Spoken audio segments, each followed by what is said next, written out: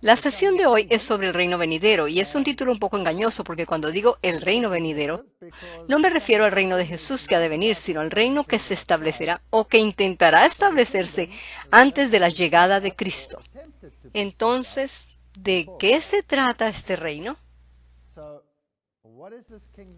Si miramos el contexto de la serie que estamos haciendo, la cual es sobre la gran controversia entre el bien y el mal en este planeta, y cuán encubiertamente el diablo ha logrado ocultar su identidad, aún dentro de las llamadas organizaciones que tienden a seguirlo.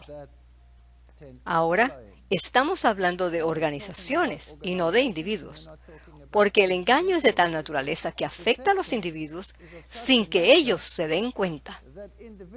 Así que esta información es para ayudar a la gente a entender lo que el Señor Jesús dijo cuando le preguntaron: ¿qué señal habrá de tu venida y del fin del siglo? A lo que él contestó primeramente: mirad que nadie os engañe. Ahora, este reino venidero es el reino del anticristo y cómo se va a hacer realidad. En las sesiones anteriores, vimos la identidad del anticristo tal como lo identificaron los reformadores, como el papado, con todas sus peculiaridades y el motivo por el cual lo identificaron así. Luego estudiamos más detalladamente cómo es que él trabaja estableciendo sus organizaciones, poniendo en consideración todos los asuntos del planeta, sean políticos o eclesiásticos. A partir del siglo XVII, el ultramontanismo se asoció claramente a los jesuitas. La palabra ultramontanismo es muy interesante y en realidad significa subir al otro lado de la montaña. Y es un término despectivo que usaban los protestantes para referirse al papado como el hombre al otro lado de la montaña. Pero es muy astuto tomar algo que es despectivo y convertirlo en algo positivo. El hombre al otro lado de la montaña hoy en día significa todo poder, todo el poder incorporado en un individuo. Dentro de la Iglesia Católica, el ultramontanismo logró la victoria sobre el conciliarismo durante el Primer Concilio Vaticano con el pronunciamiento de la infalibilidad papal. Es aquí donde el Papa habla con la autoridad total de su cargo, de asuntos de enseñanza religiosa y de dogma, y donde se le garantiza que está libre de error. Infalibilidad que básicamente coloca todo el poder eclesiástico en un individuo. Él es quien se asegura que la Iglesia se mantenga libre de error. Y el protestantismo, por supuesto, no pudo aceptar eso porque solo hay una cabeza sobre la Iglesia, la cual es Cristo. Aquí está otro de los que podrían determinar doctrina. Esta es una foto del Primer Concilio del Vaticano, la cual muestra el momento cuando el Papa Juan XXIII fue introducido al concilio. Cuando se le pidió que explicara sus oraciones y esperanzas para el concilio, él simplemente fue a una ventana y la abrió ampliamente, permitiendo que la brisa fresca que entraba en la habitación expresara sus intenciones con un solo gesto. Es muy triste que hoy en día el mundo protestante cree que esto realmente fue un soplo de aire fresco. Fue el mayor engaño jamás perpetrado sobre la humanidad, porque Roma jamás cambió ni una sola doctrina. En realidad ellos expandieron la apostasía para incluir hasta el ateísmo y el agnosticismo en una nueva categoría, la cual veremos después. Así que este fue el concilio que hizo posible que las otras denominaciones fueran consideradas una hermandad separada y que se unieran nuevamente al redil del catolicismo romano. Supuestamente Roma tuvo, aquel entonces, un cambio de corazón. Pregunta: ¿Cambió el Concilio Vaticano II la posición católica romana establecida en el Concilio de Trento que condujo a la separación? Era todavía la posición de la Iglesia que la salvación se encontraría solo dentro del ámbito católico romano. Bueno, obviamente, si el hombre en control de esa iglesia es el único que es infalible y puede definir dogma infaliblemente, entonces ese debe ser el caso. Preguntémosle a ellos. Esta es la Congregación para la Doctrina de la Fe. Esta es la organización que determina la doctrina de la Iglesia Católica Romana. Le preguntaremos. Esto viene directamente de la página cibernética del Vaticano. Primera pregunta. ¿Cambió el Segundo Concilio Vaticano la posición católica romana establecida en el Concilio de Trento? Respuesta. El Segundo Concilio Vaticano no cambió ni tuvo la intención de cambiar esta doctrina, sino que la desarrolló, profundizó y explicó más completamente. Esto fue exactamente lo que dijo Juan 23 al comienzo del concilio, y Pablo VI lo afirmó y comentó en el acto de promulgar la Constitución dogmática Lumen Gentium. Dijo, no hay mejor comentario que hacer más que decir que esta promulgación realmente no cambia nada de la doctrina tradicional. Esto lo han dicho ellos mismos. Entonces, ¿por qué cree el protestantismo que Roma tuvo un cambio de corazón? Esta es una página cibernética moderna, la cual habla de Karl Rahner, SJ, abreviación para Sociedad de Jesús. Karl Rahner fue, por supuesto, el prominente teólogo responsable de la nueva manera de pensar del Concilio Vaticano II. Uno de los teólogos más importantes del siglo XX. Así le llama esta página digital. Y luego habla de cuántos hijos tenía, que en 1922, Karl Rahner siguió a su hermano mayor, Hugo, y entró en la comunidad jesuita. Como novicio jesuita, Rahner se formó en los ejercicios espirituales de San Ignacio de Loyola. Ahora, nosotros tenemos que saber lo que eso significa. Esta formación tuvo una influencia duradera en su desarrollo espiritual e intelectual. Este es el teólogo principal del Concilio Vaticano II. Este es Karl Rahner, y él dice, pero yo pienso que la espiritualidad del mismo Ignacio, la cual aprendimos a través de la práctica de la oración y de la formación religiosa, fue más significante para mí que toda la filosofía aprendida dentro o fuera de la orden. Entonces, ¿qué determinó su postura eclesiástica? Su espiritualidad. La espiritualidad ignaciana. En sus estudios, Rahner también se especializó en la manera de pensar de los padres de la Iglesia, especialmente en temas como la gracia, los sacramentos, la espiritualidad y el misticismo. Dicho por él mismo. Según esto, el misticismo fue parte integrante de lo que estos arquitectos del Concilio Vaticano II realmente pensaban. Karl Rahner es sin lugar a duda uno de los teólogos más importantes del siglo XX. Su posición de influencia entre sus contemporáneos resultó, hasta cierto punto, de su habilidad de poner la teología y la filosofía en el diálogo. Cuando esto sucede es algo muy pero muy peligroso, porque Dios a través de la historia ha mostrado lo que Él siente acerca del sincretismo. Cuando se mezclan las filosofías, se termina donde terminaron los israelitas, cuando adoraron a Dios pero en la forma de adorar a Baal, y no se debe hacer eso. Eso es sincretismo. O se adora a Dios, o se adora a Baal. Pero no se puede adorar a uno conforme a los dictámenes del otro, pues esto es un problema muy serio. Así que Karl Rahner dio origen a una nueva categoría religiosa llamada cristiandad anónima, al decir que ésta aceptaba a los budistas, otros grupos no cristianos y aún a ateos. Dice que tienen algún tipo de fe, sea que lo sepan o no, dijo Runner. Ellos son parte de una cristiandad que no se llama a sí misma cristiandad. Paganos que han recibido la gracia, pero no lo saben. Entonces lo que esto significa es que las puertas están abiertas ahora para aceptar todas las otras religiones bajo un solo techo. Pero hay solo una que es infalible, que conoce y define dogma.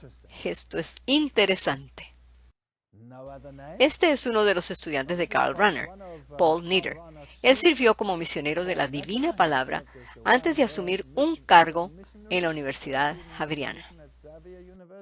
Él recibió su doctorado de la Universidad Pontificia Gregoriana, la Universidad Jesuita, en Roma. Y él escribió el libro En ningún otro nombre, el cual llegó a ser un tomo de estudio en muchos seminarios teológicos en el mundo. El nombre mismo nos dice de qué se trata. ¿Hay alguna otra manera por la cual podamos ser salvos? ¿Otra que no sea por medio de Jesucristo? Pero si alguien fuera budista no tendría ningún problema porque ellos son cristianos anónimos. Pero el budismo es básicamente ateísmo porque no tiene un Dios personal. Se entra en esta fusión panteísta de una deidad, pero no hay un Dios personal.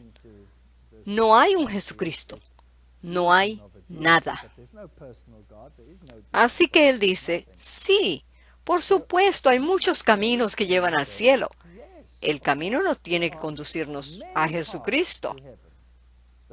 Este es uno de los giros de la teología del Concilio Vaticano II. Bien, aquí hay una foto de Paul Nieder con el mundo budista y algunos de otras denominaciones. La realidad es que él escribió un libro en el que dice, sin Buda, yo no podría ser un cristiano. ¿Saben? Esto es muy fascinante. Y el mundo cree que las religiones tales como el budismo son antiguas y preceden a la Biblia y a las religiones que tenemos en términos de cristiandad, según el Antiguo Testamento. Pero eso está muy lejos de la verdad. Si se hace un estudio serio, entonces se encuentra que el zoroastrismo, uno de los precursores de estas religiones, estaba realmente asociado con el período del tiempo del profeta Daniel, y que en realidad mucha de su información fue obtenida de Daniel e incorporada y mezclada sincretísticamente con las religiones locales, y que realmente es de ahí que las formas modernas de estas religiones llegaron a existir. Y por supuesto que esta esperanza de la venida del Mesías fue originalmente predicada por el profeta Daniel y adoptada por estas religiones.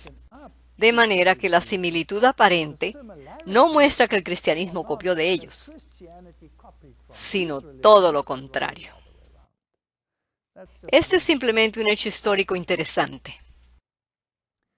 A la conclusión del Concilio Vaticano II, el Papa Pablo VI les dijo a los obispos que su iglesia había decidido optar por el hombre para servir al hombre, para ayudarle a construir su hogar en esta tierra, el hombre con sus ideas y sus metas, el hombre con sus esperanzas y sus miedos, el hombre con sus dificultades y sus sufrimientos. Ese fue el enfoque central de los intereses de la iglesia, dijo el pontífice a sus obispos. Esto viene de Malaquías Martin. Él debe haberlo sabido, habiendo estado involucrado con los jesuitas. Él debió saberlo, y si vamos a los documentos del Concilio Vaticano II, veremos que esto está bien claro. Este es el documento 64 del Vaticano II, llamado Gaudium et Spes, gozo y esperanza. El punto de partida oficial y fundamental del Vaticano II es el hombre mismo. Roma dice, es el hombre mismo que debe ser salvo, es la humanidad que debe ser renovada. Es el hombre entonces la clave de estas discusiones. Es el hombre considerado enteramente en cuerpo y alma, corazón y conciencia, mente y voluntad. Esta es la razón por la cual el Sínodo Sagrado, al proclamar el destino del hombre y afirmando un elemento de lo divino en él, esto es algo muy serio, se ofrece para cooperar sin reservas con la humanidad, para promover un sentimiento de hermandad que corresponda con su destino. Esto es humanismo. Esto ya no es cristiandad. Y el que quiera evitar el conflicto tendrá que deshacerse de la centralidad de Cristo y deberá adoptar una religión de obras de caridad. Por lo tanto, la justicia social, el atender a los pobres y todos estos problemas que existen en todas partes del mundo, deben convertirse en la fuerza promotora. Pero el Evangelio es la predicación de Cristo y la salvación por medio de Cristo, y solamente por medio de Él. Así que este es un nuevo Evangelio, basado en humanidad o en la caridad. No estoy diciendo que sea malo el practicar justicia social. Simplemente estoy diciendo que eso no es predicar el Evangelio, pues la justicia social no es el Evangelio, mas debe ser el resultado del Evangelio. Así que el Papa hace un llamado para que se unan todas las religiones. Entonces, el 31 de marzo del 2013, el Papa Francisco dijo, este es el momento. Hemos progresado hasta ahora en el camino de la unificación de todas las religiones. Y esto fue lo que ellos realmente hicieron. Unos meses más tarde, el 18 de septiembre del 2014, ellos tuvieron una reunión masiva en Corea. Los líderes religiosos marcharon juntos celebrando el hecho de que todas las religiones están unidas como una. Somos uno. Somos uno. Y acto seguido a las celebraciones en el estadio, ellos fueron a una ceremonia de firmas donde firmaron el acuerdo de la unificación de las religiones. Allí asistieron todas las religiones y decidieron unir sus fuerzas porque todas ellas sirven al mismo Dios. El Dios que consigues en el viento, en la lluvia y en el medio ambiente. Esto es panteísmo, un Dios panteísta. Algo que a mí me parece bastante fascinante es que eran todas las religiones.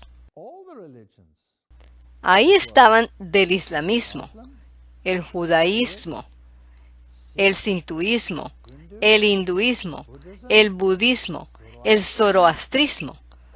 Todos estos movimientos religiosos, junto con el catolicismo y la iglesia anglicana. Ahora, el argumento aparente en estas reuniones era que para asegurarse la paz mundial, todas estas religiones deben unirse incondicionalmente. Porque, ¿cuál es toda la confusión en el mundo? ¿No es la confusión religiosa una religión supuestamente peleando contra otra y esto está causando conflicto y miedo? Si todas nos unimos bajo una deidad, entonces este problema se solucionaría y tendríamos paz mundial, que es lo que estaban promoviendo. Pero Ezequiel 7:25 dice, destrucción viene y buscarán la paz, y no la habrá. ¿No dijo Jesús, no he venido a traer paz sino espada? Y esa espada es la espada del Espíritu. Y si chocas con la espada del Espíritu, la cual dice que hay un solo camino por el cual podemos ser salvos y que este es por medio de Cristo, entonces chocaremos con el sistema que la Biblia llama Babilonia, ya que define su propia manera para encontrar a Dios, para entrar a través de los portales celestiales. Bab-al significa la puerta al cielo. Esto es un sistema de salvación por obras, el cual por definición excluye a Jesucristo, pues estas religiones no aceptan la centralidad de Cristo. Que cuando digan paz y seguridad, entonces vendrá sobre ellos destrucción repentina, como los dolores a la mujer encinta, y no escaparán. Así que estamos viviendo en tiempos fascinantes. Primera de Juan 2:23. Todo aquel que niega al Hijo, tampoco tiene al Padre, mas el que confiesa al Hijo, tiene también al Padre. Las Escrituras son muy claras y absolutas acerca de que la lucha en este campo de batalla es concerniente a Jesucristo. ¿Tenemos a Cristo o no lo tenemos? Es así de sencillo. El Papa Francisco hace un llamado a la justicia social en contra del desempleo. Así que se está canalizando el Evangelio por otra vía y dicen, nos vamos en esta dirección. Tenemos que predicar la caridad porque no podemos en unidad con otras religiones proclamar a Cristo como el único medio de salvación. La sola razón lo dice que eso no es posible. Isaías 66, 1 y 2 dice: Jehová dijo así: el cielo es mi trono y la tierra estrado de mis pies. ¿Dónde está la casa que me habréis de edificar? ¿Y dónde el lugar de mi reposo? Mi mano hizo todas estas cosas, y así todas estas cosas fueron, dice Jehová. Pero miraré a aquel que es pobre y humilde de espíritu, y que tiembla a mi palabra. El papado usa esa terminología consistentemente. Este es el mensaje de ellos. Tenemos que cuidar de los pobres y de los marginados. Tenemos que cuidar de los pobres. ¿Qué quiere decir la Biblia cuando habla acerca de los pobres? Sí, hay gente de pocos recursos. Pero, ¿se ocupa la Biblia solamente con la salvación de los pobres? ¿O se esforzó Dios para convencer aún a reyes? ¿Sí o no? ¿Cuánto se esforzó para convencer a Nabucodonosor o a Naamán o a cualquiera de estos individuos? Se esforzó tanto que aún los reyes sanguinarios de Asiria se convirtieron. Bien, ¿y qué significa esta palabra pobre en la Biblia? Si buscamos en una concordancia, veremos que significa deprimido en mente o circunstancias. Yo creo que no hay nadie en este planeta que no esté deprimido en la mente y en circunstancias, aunque sea por temporadas. Alguien puede ser muy rico y estar deprimido en mente y en circunstancias. Todos tenemos necesidad de algo dentro de nosotros que no podemos llenar porque solo Dios puede hacerlo. Así, los objetivos y esfuerzos expresados por las Naciones Unidas eventualmente darán fruto y una nueva iglesia de Dios. Eso lo dice la agenda de la nueva era de las Naciones Unidas, formada por todas las religiones y grupos espirituales. Ya vimos que esto es una realidad, ellos ya lo hicieron. Unidamente pondrán fin a la gran herejía de la separación. El amor, la unidad y el Cristo resucitado estarán presentes y Él nos demostrará la vida perfecta. Pero este no es Jesucristo. Este es el Cristo cósmico que ellos están esperando. ¿Es la separación herejía? Yo pensaba que la Biblia decía: salid de en medio de ellos. Apartaos y no seáis partícipes de sus pecados. El Papa Francisco y Pedro Faber, espíritus jesuitas afines. Esa es una declaración muy interesante del Reportero Nacional Católico. En otras palabras, ellos tienen la misma manera de pensar si son espíritus jesuitas afines. ¿Quién fue Pedro Faber? Él fue uno de los fundadores principales de la Orden de los Jesuitas. Fueron tres los que inicialmente fundaron la orden. Ellos fueron Ignacio Loyola, Francisco Xavier y Pedro Faber. Pedro Faber era alemán. Así que Pedro Faber se encontró con Ignacio Loyola y le dio tutelaje en la filosofía de Aristóteles, mientras que Ignacio Loyola formaba la espiritualidad de Faber. Entonces tenemos una dicotomía de pensamiento. ¿En qué se basa la orden jesuita? Está basada en la espiritualidad ignaciana y está basada en la filosofía griega. Está basada en esas dos, las cuales no tienen nada que ver con las Escrituras. Nada. Esta es una religión totalmente nueva, vestida de cristianidad. Si vamos a la historia de la Reforma por D'Aubigné, donde él habla de Ignacio Loyola, en ese libro fantástico de la Reforma dice: Íñigo, ese es Ignacio Loyola, en vez de sentir que su remordimiento lo llevaba al pie de la cruz, se convenció a sí mismo de que estos reproches no provenían de Dios, cuando él se sentía culpable de algo, sino del diablo. Es muy peligroso hacer esto porque la Biblia dice que cuando atribuimos el trabajo del Espíritu Santo al diablo, estamos pecando contra el Espíritu Santo. Él resolvió no pensar nunca más en sus pecados, a borrarlos de su memoria y a enterrarlos en un olvido eterno. Lutero, por otro lado, él se volvió hacia Cristo. Loyola se encerró en sí mismo. Ignacio tuvo visiones que lo confirmaron de las convicciones a las cuales se había llegado. Ignacio no buscó la verdad en las Escrituras, sino que en lugar de ellas, imaginó conversaciones con el mundo de los espíritus. Lutero, al recibir su doctorado, le juró su alianza a las Escrituras. En ese tiempo, Loyola se amarró con sus sueños y visiones, y las apariciones quiméricas llegaron a ser la base de su vida y su fe. Entonces, la espiritualidad ignaciana es una técnica que se aprende. Así que la persona se imagina a sí misma en una situación. Podría ser una situación de uno de los evangelios, en la cual la persona se encuentre sentada ahí en la misma presencia de Cristo, y que Él está predicando sobre un tema cualquiera, tal como las beatitudes o las bodas de Caná, o cualquiera de estos, y que realmente comience a interactuar en su imaginación usando todos sus sentidos de acuerdo con la situación. Así que deberá olfatear, y debe palpar, y debe oír, y debe tener todas las sensaciones de sus sentidos. Entonces, eventualmente, literalmente puede comunicarse con estas entidades y ellas pueden tener una comunicación directa con la persona. Y entonces es espiritismo, porque la situación ya no está basada en la palabra, está basada en la experiencia. Esta es la base de la religión experiencial. No se sabe de dónde viene. Se recibe, pero no se sabe si proviene necesariamente de Dios. Ya hablamos de esto en la cátedra anterior. Este es un problema muy serio. Es la base de la espiritualidad moderna que encontramos en el mundo hoy en día. La revista Time, Tiempo, ya dijo, cuando este hombre fue elegido, que él es el nuevo papa del mundo.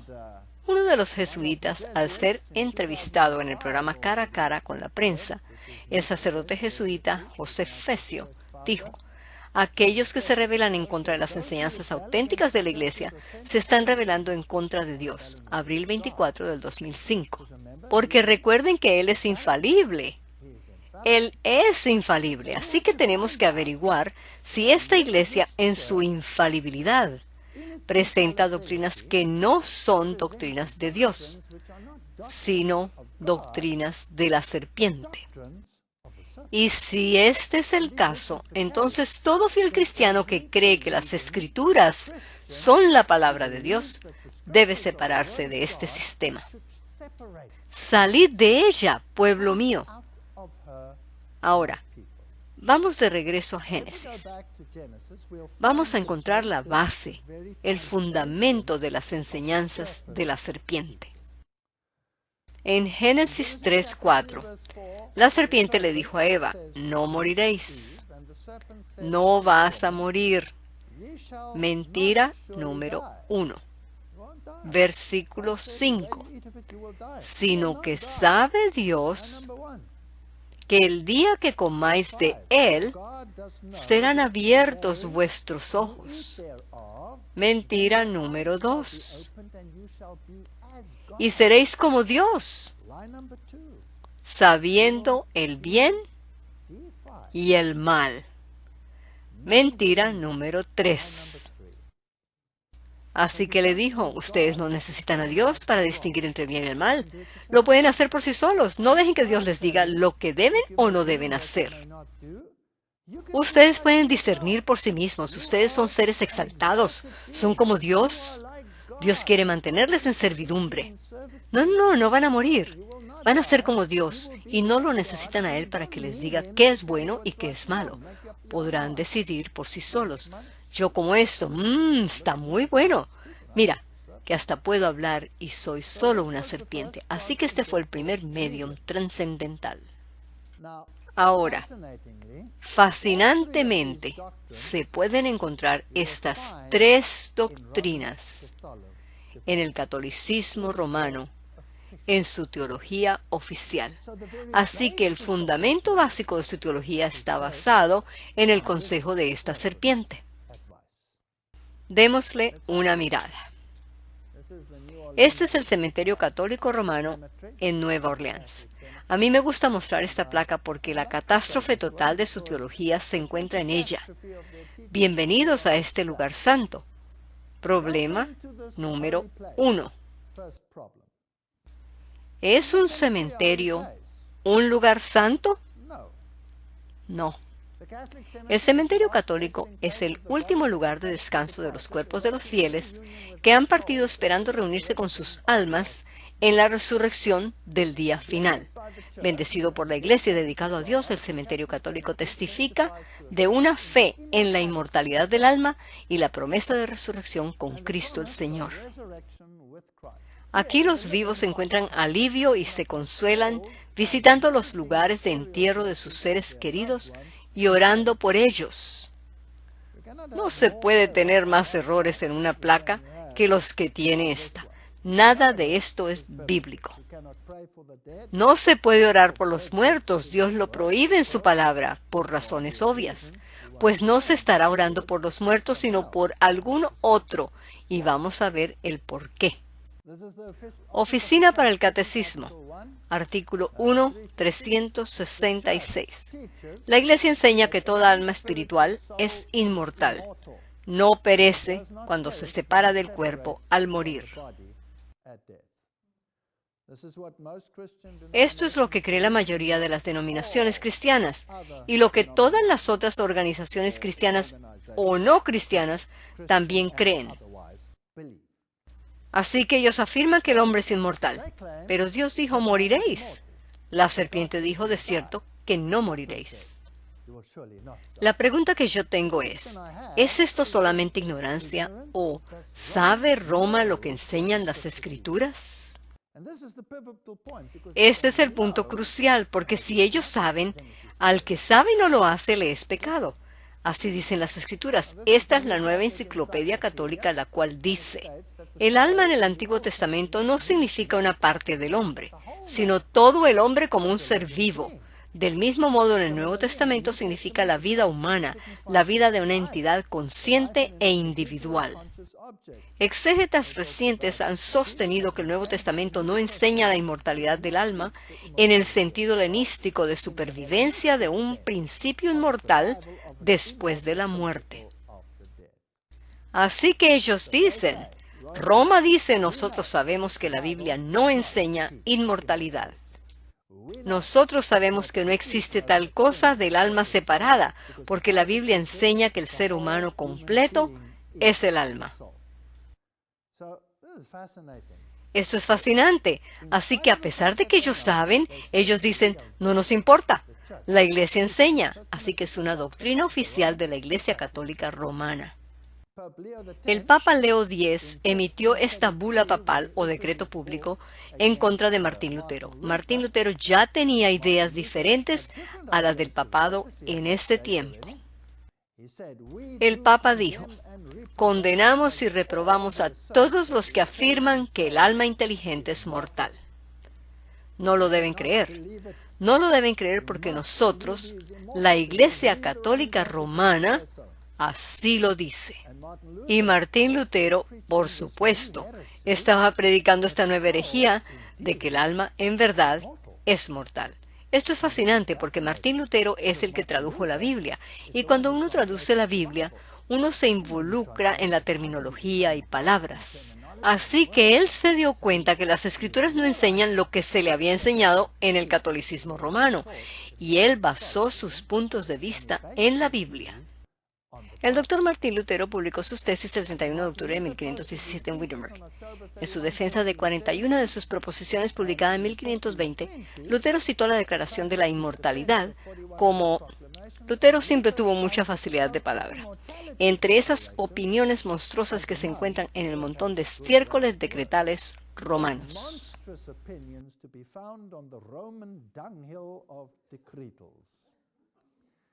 Lutero no recortaba ni medía sus palabras. El arzobispo Francisco Blackburn declara, Lutero llegó a la doctrina del sueño del alma con una base bíblica, y luego la usó para refutar las creencias del purgatorio y de la adoración de los santos, y continuó creyéndolo así hasta el último momento de su vida.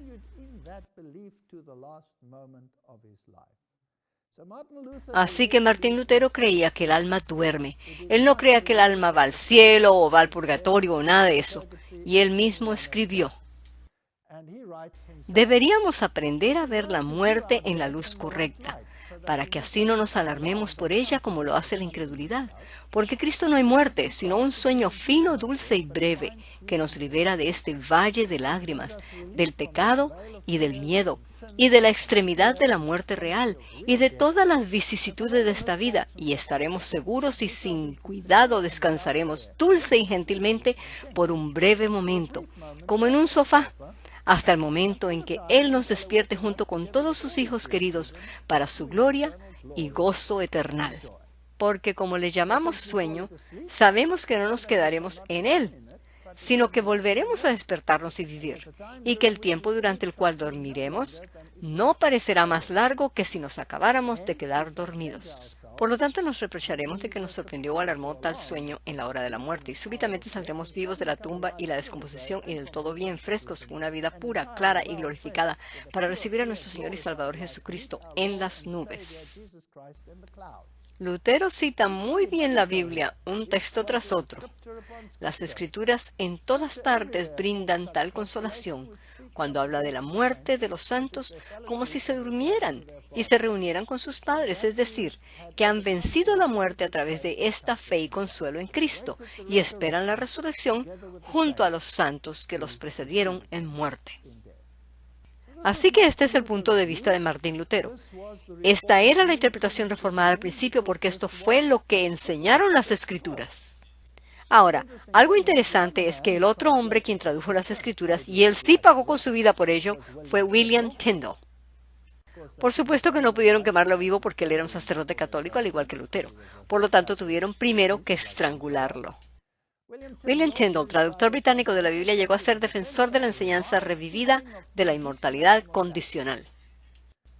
Esta, así como otras enseñanzas, lo pusieron en conflicto directo contra el campeón papal Thomas More, el cual se opuso fuertemente contra Tyndale y Lutero, quienes, en las palabras de More, dijeron: todas las almas se encuentran en un sueño hasta el día del juicio final. En 1530 Tyndale respondió vigorosamente diciendo: ¿y ustedes? Es agradable hablar con Thomas More.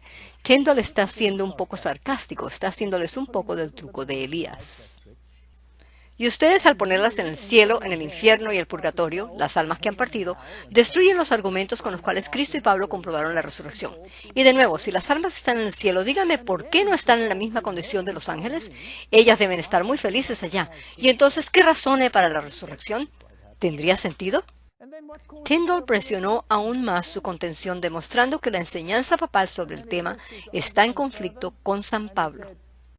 Oh Pablo, eres un iletrado. Busca al maestro More y aprende una forma nueva, de manera que no seamos tan miserables aunque no resucitemos de nuevo, porque nuestras almas van al cielo tan pronto como morimos y están allí en tan gran gozo como Cristo, el cual ha resucitado.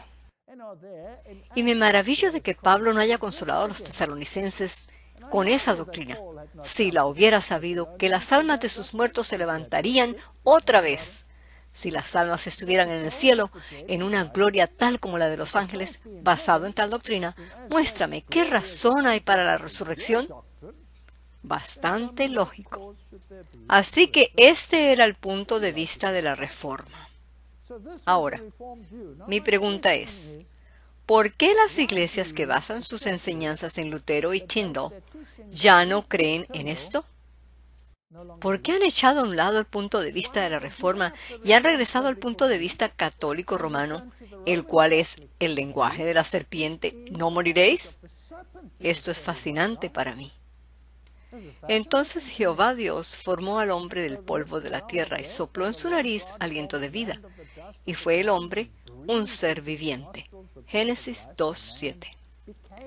Polvo de la tierra más aliento de vida igual alma viviente. Así que el polvo más el soplo forma el alma viviente. Lo que se ve en la humanidad es la entidad viviente.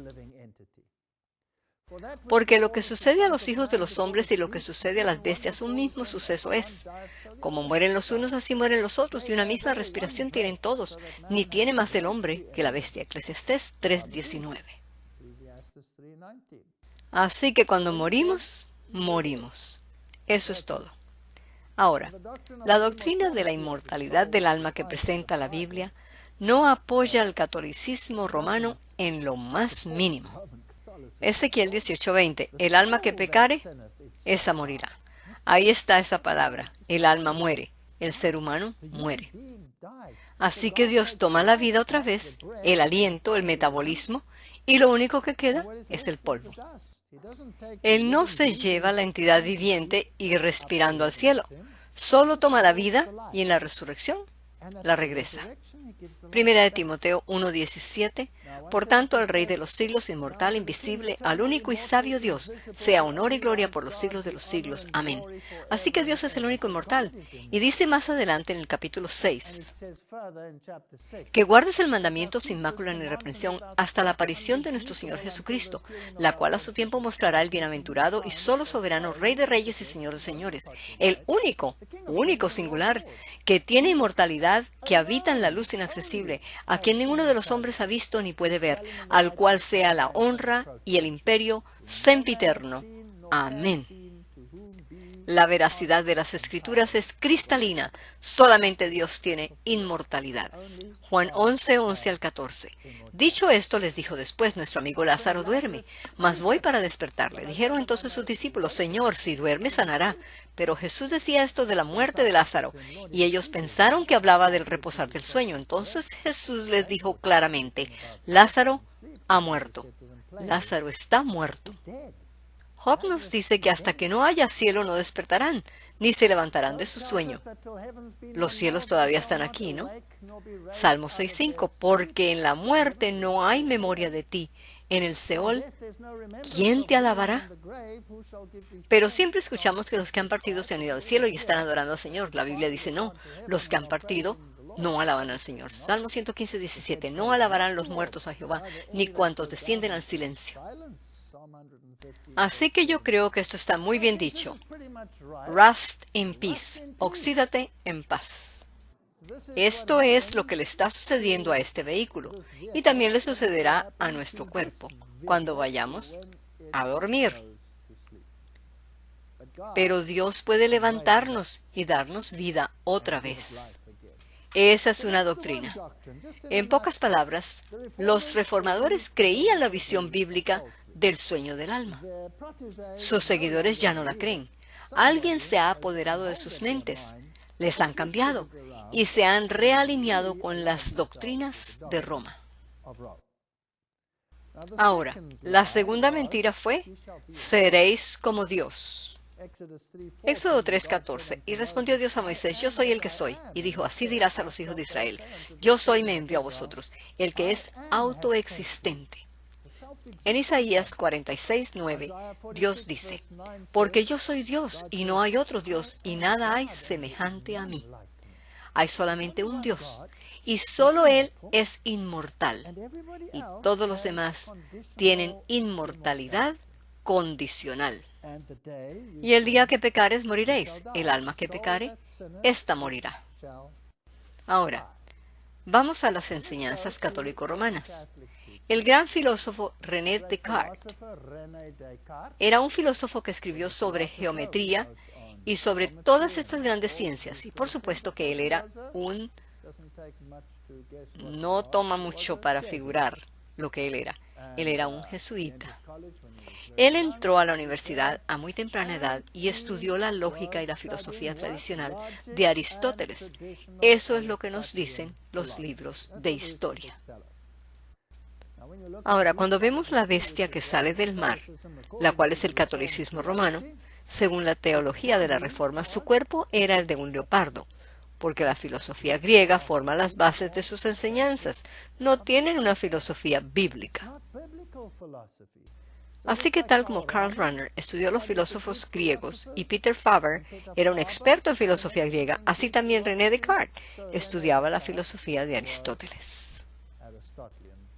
Descartes fue una figura prominente en el racionalismo continental del siglo XVII, y él fue el que introdujo el racionalismo, y también al que se le ocurrió el eslogan, pienso, luego existo.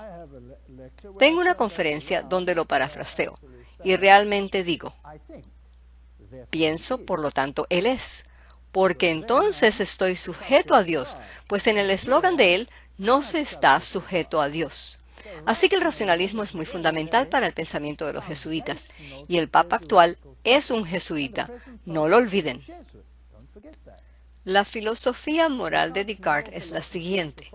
Siendo un racionalista convencido, afirma claramente que la razón nos basta en la búsqueda de los bienes que debemos hallar.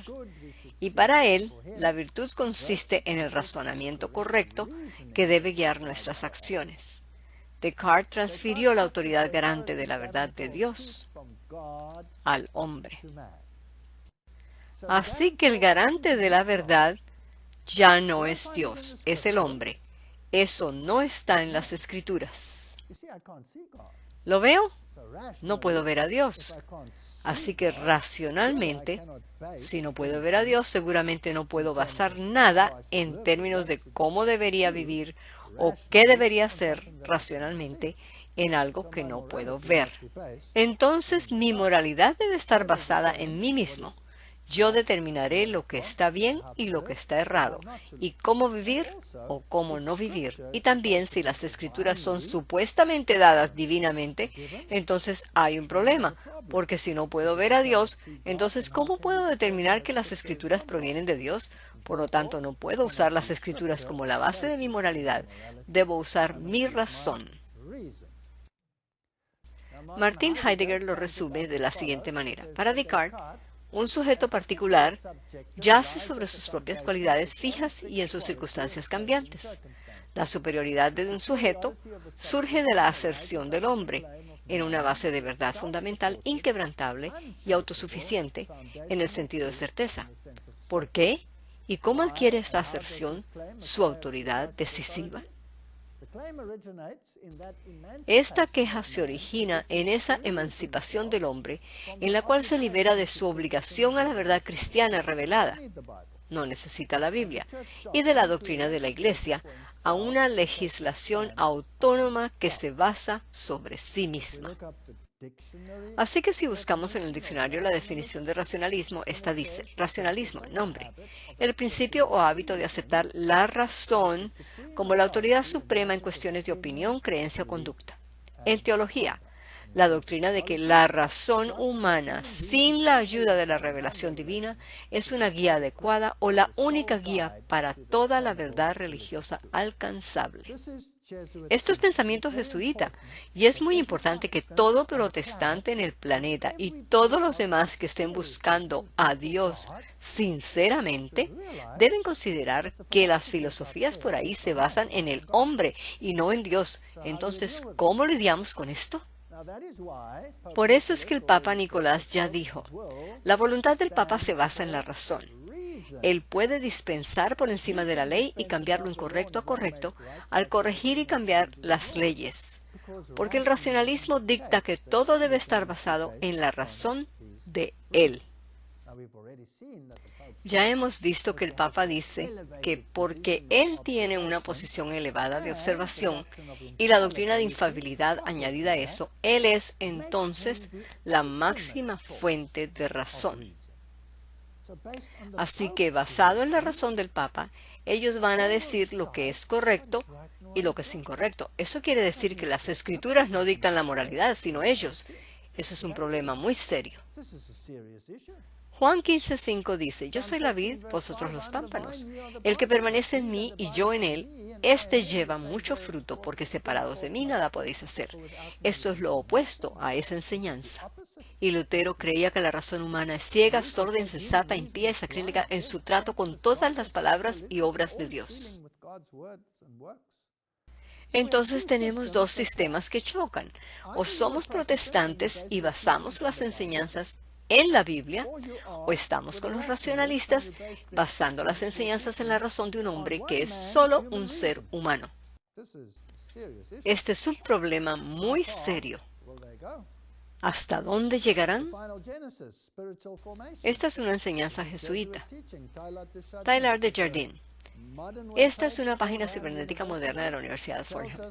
Nos dice que el futuro de la humanidad, tal como lo propone Teilhard, es en parte el producto de la manera de pensar moderna. Tyler, por supuesto, fue el gran pensador racionalista de las Naciones Unidas. Tyler declaró, veamos su filosofía. El resultado del mundo, las puertas del futuro, la entrada a los sobrehumanos se abrirá solo al avance de todos juntos, en una dirección en la que todos juntos puedan unirse y encontrar la finalización en una renovación espiritual de la tierra. Así que todas las religiones van a unirse. Nosotros ya vimos que ellos firmaron. Una vez que se haya alcanzado la unificación completa, aparecerá Cristo. Pero este no es el Cristo bíblico. ¿Quién será el punto omega? Entonces el hombre será más que hombre. Será lo que Tyler llamó ultrahumano. El cosmos será transformado y la gloria de todo se establecerá. Así que aquí vemos a la humanidad glorificada en este planeta llamado Tierra. Y él escribió una convergencia general de las religiones sobre un Cristo universal que las satisfaga a todas. Así que no puede ser la religión que dice específicamente que no hay salvación sino en aquel que murió en la cruz. Esto me parece la única conversión posible del mundo y la única manera en la cual una religión del futuro pueda ser concebida. Así que este es el pensar jesuita. Y es por esto que ellos firmaron el decreto Unidad Fundamental de todas las religiones en el 2014. Y todos ellos se están uniendo. Pero, ¿cuál es la base? Esa es mi pregunta. ¿Es la Biblia o es la serpiente? Tyler soñaba con una humanidad fusionándose con Dios y cada uno dándose cuenta de su propia divinidad en el punto omega. Esta creencia ha inspirado a muchos de los líderes de la nueva era. En verdad que Chardin es uno de los escritores más frecuentemente citados por los principales ocultistas de la nueva era. Y él era un jesuita. Ahora, seamos realistas. Vayamos al Catecismo de la Iglesia Católica Romana. Y una vez más quiero señalar que esto viene directamente de la página web del Vaticano. Por lo tanto, no son conjeturas. El Verbo se encarnó para hacernos partícipes de la naturaleza divina, porque tal es la razón por la que el Verbo se hizo hombre, y el Hijo de Dios, Hijo del hombre, para que el hombre al entrar en comunión con el Verbo y al recibir así la herencia divina, se convirtiera en Hijo de Dios. Porque el Hijo de Dios se hizo hombre para que nosotros llegásemos a ser Dios. Perdónenme, y esto viene directamente de la página de internet de ellos, El Hijo unigénito de Dios, queriendo hacernos partícipes de su divinidad, asumió nuestra naturaleza para que, habiéndose hecho hombre, hiciera dioses a los hombres. ¿Cuál fue la segunda mentira que le dijo la serpiente a Eva? Seréis como Dios. De manera que así vemos lo que dice Roma acerca de la primera mentira. Sabemos lo que enseña la Biblia, pero nosotros les decimos que son inmortales. Sabemos que la Biblia enseña que somos mortales, que tenemos inmortalidad condicional en Cristo, pero nosotros les decimos que son Dios. El lenguaje de la serpiente, la doctrina de la serpiente. Ahora, ¿qué de aquello de saber el bien y el mal? ¿Quién determina ahora para mí lo que es correcto y lo que es incorrecto? Los racionalistas dicen no necesito a Dios y no necesito su palabra, no lo puedo ver, así que yo voy a decidir. Y escojamos a un hombre que pueda decidir por nosotros. Él es infalible por doctrina. Él tiene una posición elevada. Así que tengo yo que seguir a un hombre que está enseñando la doctrina de la serpiente e ignorar la doctrina de la Biblia. Tengo que asegurarme. Protestantes, luteranos, bautistas, metodistas, por favor tomen nota. Este es un problema muy serio. La autoridad de quién están aceptando cuando están en el movimiento ecuménico y se unen a Roma. ¿Qué están haciendo? ¿Están ustedes aceptando la autoridad de Dios o están aceptando la autoridad de la serpiente? Esta es la pregunta. Este es Richard M. Gula, un profesor jesuita. Ahora, recuerden que Malaquías Martin dijo que cuando un jesuita escribe un libro, la autoridad del general jesuita que lo escribe es la que contiene ese libro. conociendo el bien y el mal. El magistrado, la alta jerarquía de la Iglesia, ha recurrido a la ley natural como la base de sus enseñanzas relativas a una sociedad justa, el comportamiento sexual, la práctica mediática, la vida humana, la libertad religiosa y la relación entre la moral y el derecho civil. En cualquier caso, el desarrollo de la tradición de la ley natural entre los pensadores cristianos no se debe tanto a las escrituras como a la influencia de la filosofía griega y la ley romana. Ahí lo tienen. Está basado en la filosofía griega, no está basado en las escrituras. Esto sale de su propia boca. Ahora, ¿cómo decidimos entre lo que está correcto y lo que está incorrecto en este mundo si no oímos lo que dicen las escrituras? En materia de fe y costumbres, los obispos hablan en el nombre de Cristo y los fieles aceptan sus enseñanzas y se adhieren a ellas con el consentimiento religioso del alma. Así que el magistrado hace una decisión, nosotros la aceptamos. Esta sumisión religiosa de la voluntad y del entendimiento deben ser expresadas de modo especial al magistrado auténtico del pontífice romano, aun cuando no hable ex cátedra. Ahí está la cita, está citando Lumen Gentium, que de paso es un documento del Segundo Concilio Vaticano. Así que me están diciendo que no importa lo que diga el Papa, aun cuando no esté hablando ex cátedra, más vale que lo crea y lo haga. Él es la autoridad. En mi tratamiento de la formación de la conciencia, señalé que el carácter se forma en grupo, ligando nuestra libertad con un objeto en particular de lealtad y luego interiorizando las imágenes, los rituales, tradiciones, etc., que el grupo ha diseñado para llevar a cabo el significado asociado a ese objeto de lealtad. Brillante. Así que ahora adoro ídolos porque Él dice que está bien, aunque los mandamientos de Dios dicen que eso no se debe hacer. Si Él me dice que camine como un individuo descerebrado, a donde Él me guíe debo ir. Este es un problema muy grave. Entonces Él hace la pregunta, ¿qué significado tienen el consentimiento religioso o la sumisión de la voluntad y la mente en materia moral? Este es el centro de todo. Este es el punto central. Consentimiento o sumisión religiosa significa que tal esfuerzo y apropiación están motivados por la convicción de que Jesús ha comisionado a la Iglesia para enseñar y que el Espíritu guía a la Iglesia en verdad. Su infalibilidad. Francisco A. Sullivan, jesuita de la Universidad Gregoriana, en Roma. A los jesuitas les encanta citar de otros jesuitas. Este es su resumen y dice, según tengo entendido, el dar el obsequium religiosum. Y este es otro jesuita. Bien, obsequium significa estar subordinado, ser obediente en todas las cosas, llegar frente al superior y decir, perdóneme el estar vivo, pero me permite estar en su presencia, su santidad. Así que requiere obsequium religiosum, en otras palabras, sumisión en los asuntos religiosos. Requerido a la enseñanza del magisterio ordinario, o sea, a la estructura de la jerarquía de la Iglesia. Significa hacer un esfuerzo honesto y sostenido para superar cualquier opinión contraria que yo pueda tener y lograr que mi mente acepte con sinceridad esa enseñanza. Si ellos lo dicen así, es así. Si uno sabe que algo es blanco y ellos dicen que es negro, entonces uno es el confundido. Es negro. Tengo una pregunta. ¿Por qué tuvo que morir Jesús en la cruz? ¿Era eso necesario? Pareciera ser un sacrificio muy grande. ¿Por qué no nos creó simplemente de esa forma? Subordinados y obedientes, indiferentemente de si tengo una opinión diferente o no.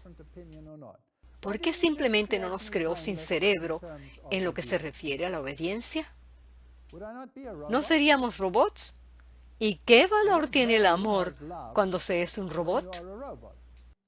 ¿Qué si la esposa estuviera programada para amarnos y nos dijera todos los días, te amo?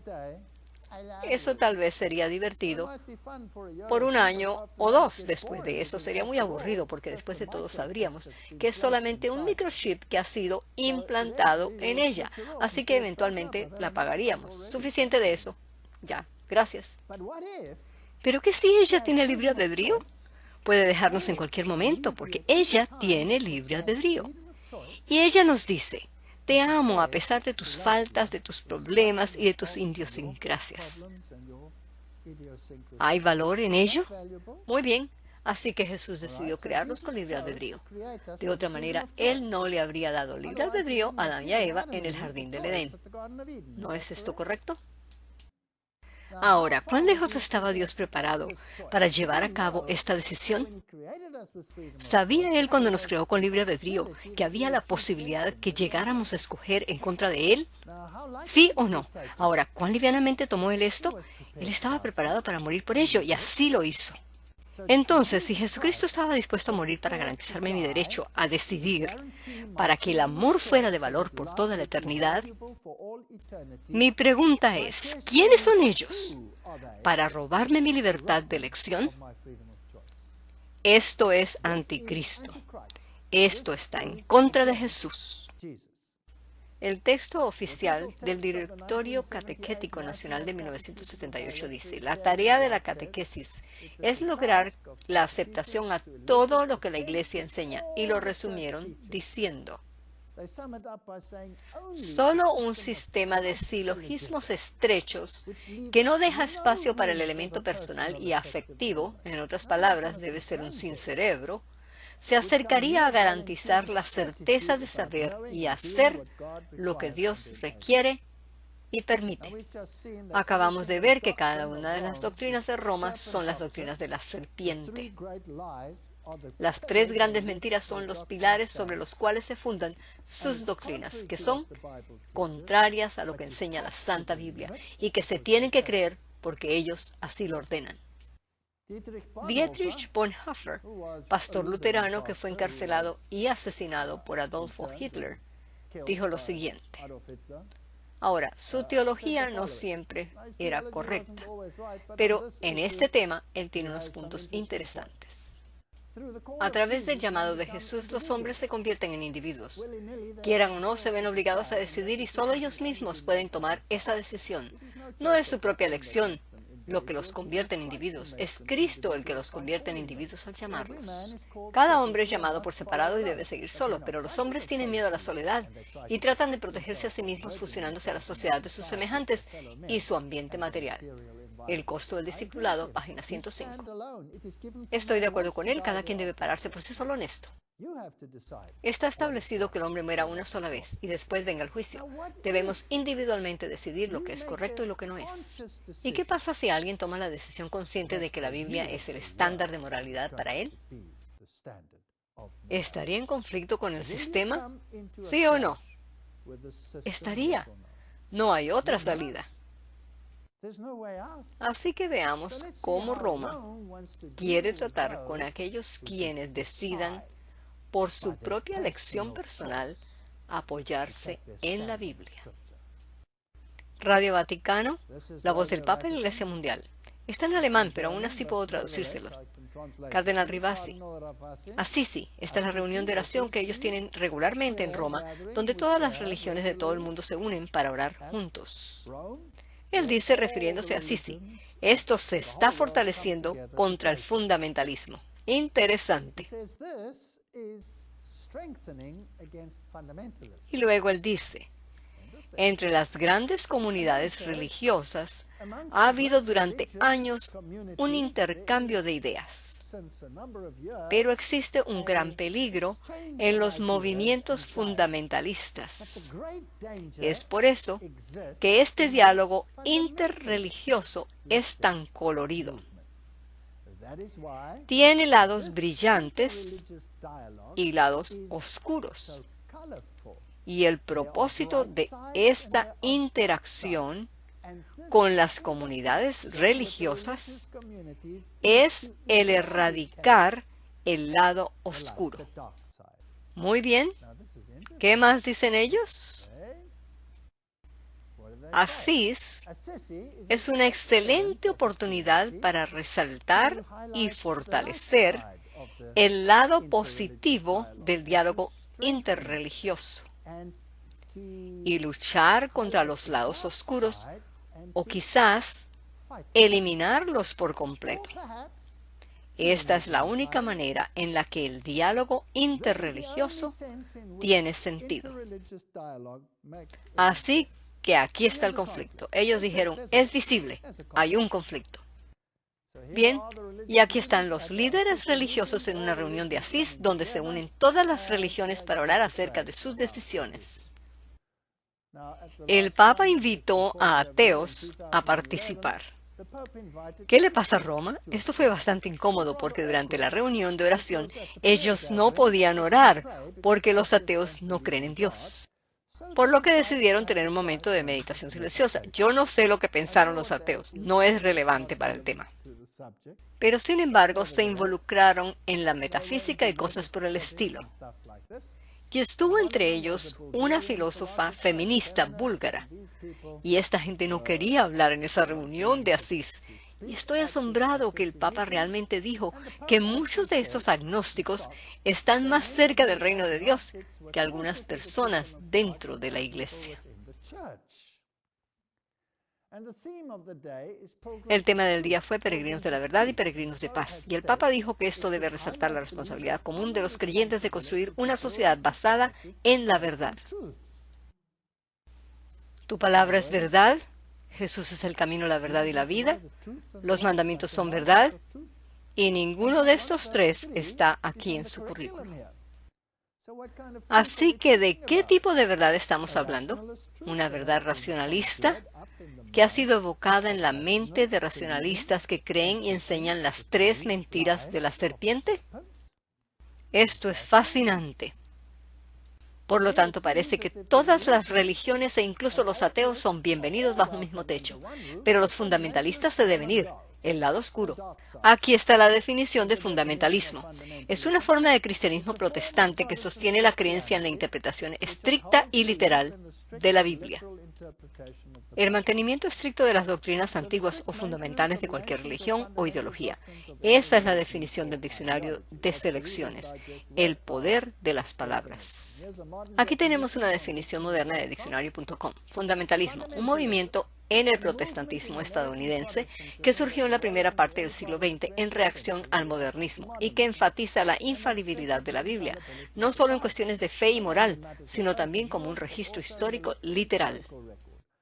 Sosteniendo como esencial para la fe cristiana la creencia en doctrinas tales como la creación del mundo, el nacimiento virginal, la resurrección física, la expiación por la muerte sacrificial de Cristo y la segunda venida. Estoy acusado, creo en todos estos, así que soy un fundamentalista.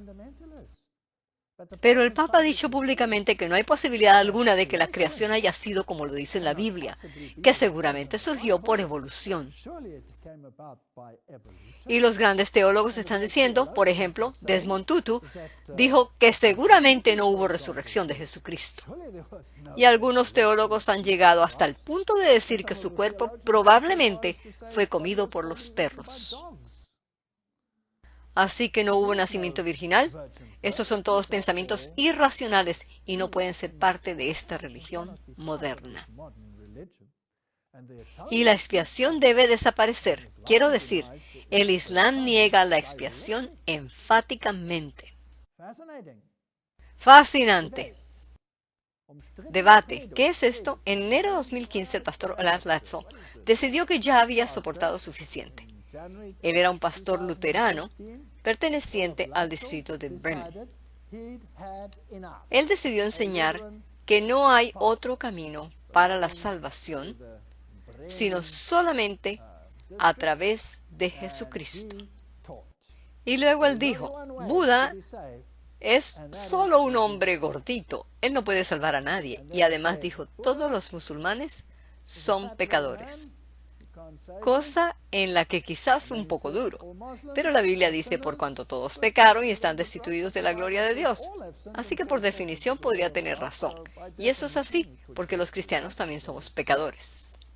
Y luego dijo que las reliquias católicas son basura, y por eso se metió en un gran problema. Un gran problema. Y todos sus colegas salieron a marchar con pancartas que decían, todos somos coloridos, tenemos todos los colores del arco iris. Queremos ser uno con todas las religiones. Esta enseñanza fundamentalista debe parar. Es discurso de odio y la vamos a desarraigar de todas las iglesias. Interesante, interesante. Momento de verdad, cubriendo todas las cosas católicas por Inés San Martín. El Vaticano, 26 de enero de 2015. El Papa dice que la unidad cristiana significa rechazar el proselitismo y la competencia.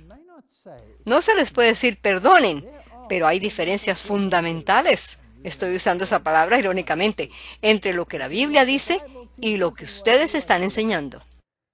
Y quisiera advertir a las personas que si quieren basar su fe en la Biblia, salid de en medio de ella, pueblo mío.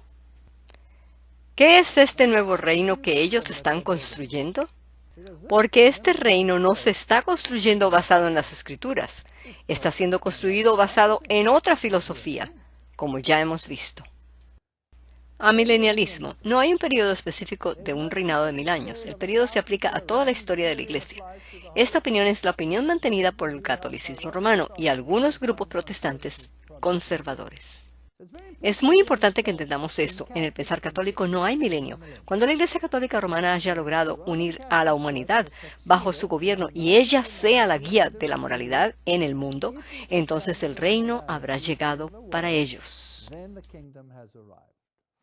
Pero como este no es el punto de vista protestante, ¿cómo se cambia el punto de vista de los protestantes para que se alejen de la visión bíblica a algo intermedio? Entonces hay que crear otros puntos de vista, y lo interesante es que estos otros puntos de vista provienen de la pluma de los jesuitas. Así que estos deben ser como el cardenal Bellarmino, por ejemplo, el gran teólogo jesuita quien ha traído el dispensacionalismo y todo tipo de teologías tales como el postmilenialismo. Postmilenialismo. Esta visión afirma que el reino es una realidad presente porque Cristo reina en su iglesia. Todas las naciones se convertirán a Cristo antes de la venida de Cristo. El periodo anterior a su venida será pacífico y el evangelio se extenderá a todas las naciones, tanto la confesión luterana de Augsburg como la confesión puritana de Westminster, ambas se suscriben a esta opinión. Esto es porque ellos no lo entendían todavía y estaban tan inmersos en la teología católica que al principio tenían errores. Pero no está basado en la Biblia, está basado en la teología católica que ha sido infundida o infiltrada por el pensar jesuita. Premilenialismo. Premilenialismo dispensacional, un rapto secreto antes de la tribulación. El reino milenario alcanza su cumplimiento en la nación judía. Esto nuevamente es teología jesuita que virtualmente se cree en todo el mundo evangélico. Es increíble. La nación judía, el templo y el sistema de sacrificios se restauran en Palestina. Yo pensaba que Jesús dijo, está desolada, la casa está desolada, y que según las profecías de Daniel, el tiempo en que los judíos serían los portadores del mensaje del Evangelio terminaría e iría a los gentiles. ¿Tiene Jesús 2 novias? Todas las advertencias dadas a la Iglesia con respecto al tiempo de angustia antes de la venida de Cristo, ahora se vuelven aplicables solo a los judíos. Así que incluso, venga tu reino, ¿por qué orar así si es solamente aplicable a los judíos? Otra doctrina jesuita que se está enseñando por el mundo es el premilenialismo histórico. Los redimidos de todas las edades están en la tierra durante el milenio. Pero la Biblia dice todas las ciudades han sido destruidas. Tendremos que estudiar eso y mirarlo más detalladamente.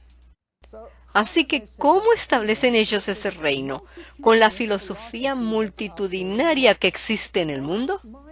A ellos no les importa lo que usted crea, a ellos no les importa siempre y cuando usted siga y obedezca y renuncie a su propia mente racional. En 1975, Bill Bright, fundador de la Cruzada Estudiantil, Lorena Cunningham, fundadora de Juventud con una Misión, y Francisco Schaeffer se unieron y dijeron que debían conquistar las 7 esferas o montañas de la sociedad. Estas 7 montañas son los negocios, el gobierno, los medios de comunicación, las artes y el entretenimiento, la educación, la familia y la religión. Esto cubre casi todas las bases de la humanidad. No queda nada allí que esté excluido.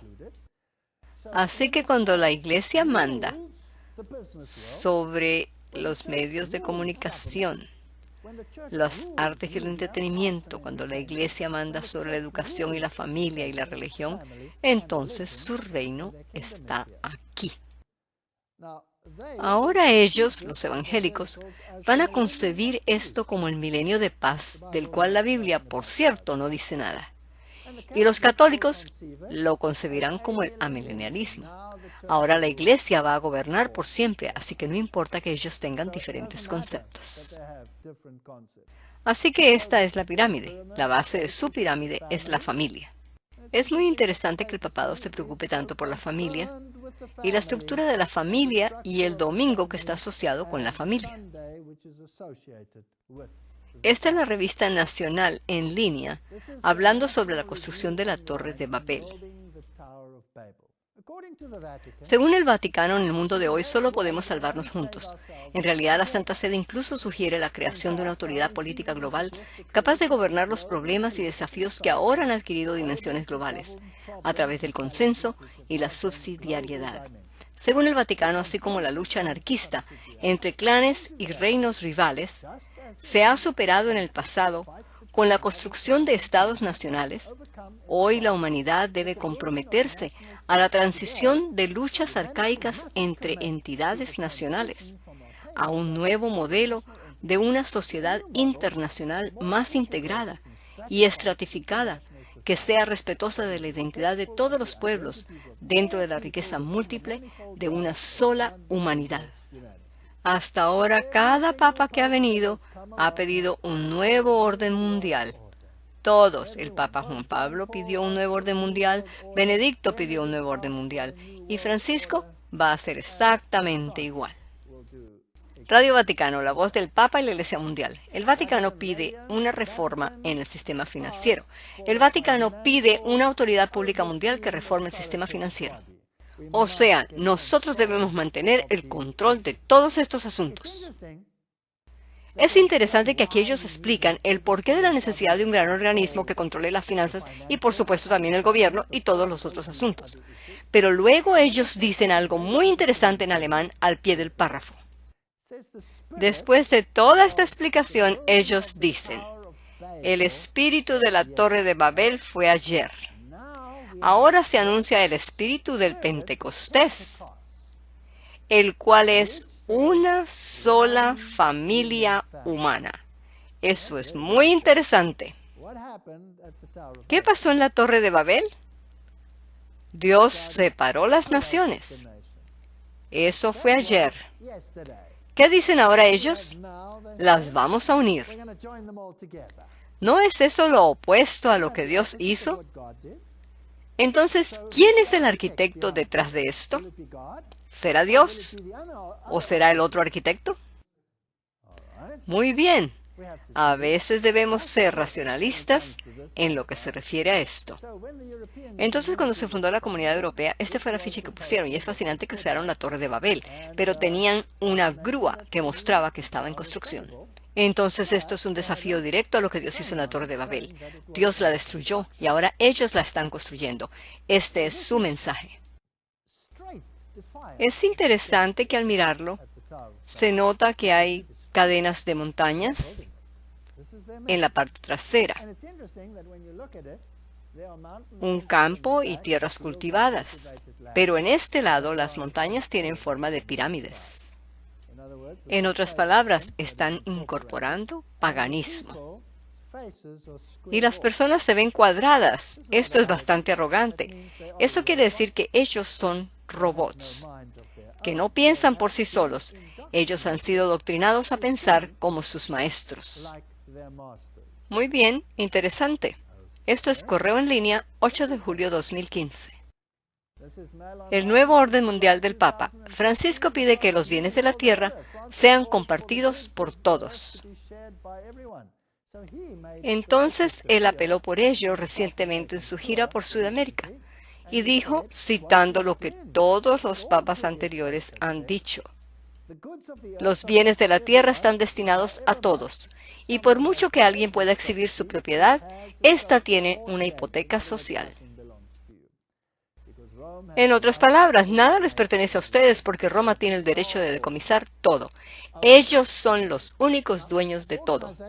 Ahora, las organizaciones que están siendo usadas para impulsar y construir este nuevo reino.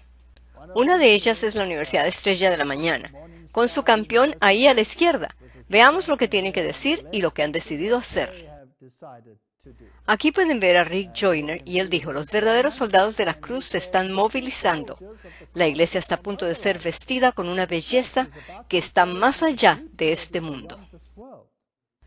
Ahora, es interesante que toda esta gente se exhibe entre los evangélicos, pero pertenecen a la Orden de Malta. Entonces, ¿a quién están sujetos? Es a Roma que están sujetos. Tienen ideología romana, y él lo dice bien claro. Esta guerra es una batalla por los corazones y las mentes de la gente. Esta es una guerra por la mente. ¿A quién se servirá? Es una guerra espiritual, y las armas son espirituales, no carnales. No fue solo Wall Street el que derribó la cortina de hierro, sino que fue la palabra de Dios la que le derribó. Bien, ahí está él con los generales norteamericanos. Si se hace un estudio acerca de los generales norteamericanos, se encontrará que o han sido entrenados por los jesuitas o por los caballeros de Malta. La Iglesia gobierna la más poderosa maquinaria militar de este planeta. Luego le escribe sobre el reino venidero, pero ya vimos que habrá que someter la mente a una entidad que es infalible. Al principio puede parecer totalitarismo, ya que el Señor destruirá el espíritu anticristo que ahora domina el mundo. ¿Cuál Cristo? ¿El Cristo en el cielo o el Cristo usurpador, sentado en el trono pretendiendo que Él es Dios? ¿Cuál será destruido? Con la espada de su boca, y destrozará muchas naciones como la cerámica. En lugar de quitar las libertades y ser más dominante, el reino se moverá de un punto de control necesario. La realidad es que él dice en otro lugar que debes guiarlos como niños pequeñitos. ¡Ay, sí! ¿Él es el papito y nosotros todos sus niñitos? Mientras la gente aprende la verdad, la integridad, el honor, yo prefiero aprender mi verdad, mi integridad y mi honor de la Biblia y cómo tomar decisiones para que ellos puedan aumentar la libertad. Ellos están esperando un reino que se va a establecer aquí en la tierra, pero Juan 18:36 dice, respondió Jesús, mi reino no es de este mundo. Si mi reino fuera de este mundo, mis siervos pelearían para que yo no fuera entregado a los judíos. Pero mi reino no es de aquí. Así que ellos afirman que el reino comenzará necesariamente autoritario, de muchas maneras. ¿Un sistema dictatorial? ¿Les suena eso como el reino de Dios? Suena como algo que yo querría evitar. Aquellos que son llamados a gobernar y reinar con Él deben empezar a pensar más ampliamente. ¿Cuánto más grande deberíamos querer pensar? Y luego él tuvo una visión. Luego me mostraron el vestido de novia más hermoso que he visto. La iglesia está a punto de ser vestida con una belleza que es más allá de este mundo. Ella se alistará para pasar a ser la esposa gloriosa que nuestro Señor merece. Ayúdala. ¿De qué iglesia está hablando? ¿Si anda vestido con el atuendo de los caballeros de Malta? Así que en el 2007 tuvieron el llamado Nashville 7707, y esto es para entusiasmar a la gente para que empiecen a integrar la religión con la política. Y está hecho de una manera muy astuta. Saben que tenemos que volver a ponernos en armonía. Tenemos que casarnos si no somos parejas casadas, etcétera, etcétera, etcétera. Y se unen de nuevo y eligen sus fechas de acuerdo con su calendario y sus liturgias, tal como lo hacen todos los ocultistas. Por lo tanto, escogieron una fecha interesante, el 7 de julio de 2007, lo que da 777. El matrimonio tiene que ver con el verdadero pacto. ¿Ven cómo la familia es ensalzada? Tenemos que recuperar los valores familiares. Y entonces, comenzando exactamente 40 años después de la rebelión del movimiento hippie de 1967, el día después del Pentecostés, el 28 de mayo de 2007, llamado a un ayuno 77, caminata de oración 777, cruzaron la autopista número I-40, 40 siendo el número de pruebas. Todo esto es ocultismo, esto no tiene nada que ver con la Biblia. Nadie tiene que esperarse si está en problemas hasta que llegue un día litúrgico en particular para tener contacto con Dios. Olvídense de eso. El que quiera hablar con Dios, háblele en cualquier momento y en cualquier lugar. Todo el día, desde el amanecer hasta el anochecer, lo pasaron adorando, orando y, por supuesto, música. Dios está permitiendo que su cuerpo de novia entre en su promesa de reposo. Y luego incluyen a Israel y todos esos temas para encajarlos en esa teología de la dispensación, que no aparece en ninguna parte de la Biblia. Pero habiendo preparado ya las mentes de esta manera, en 11-11-11 los reúnen otra vez. Una vez más, las fechas están correctas, tienen un significado cabalístico correcto. Ahora vamos a introducir la política. La respuesta: un llamado a orar por una nación en crisis. Observemos esa multitud de gente. El entonces candidato presidencial, el gobernador Rick Perry, inició la respuesta. Así que ahora el gobierno y los movimientos religiosos estaban trabajando juntos. Eso es algo interesante porque la Biblia dice que se hará una imagen de la bestia. Y nosotros ya estudiamos esto detalladamente en las presentaciones anteriores. Y vamos a ver que la Iglesia y el Estado se van a unir. Vamos a ver dónde estamos con esta próxima elección presidencial y cómo los evangélicos desean alcanzar esto.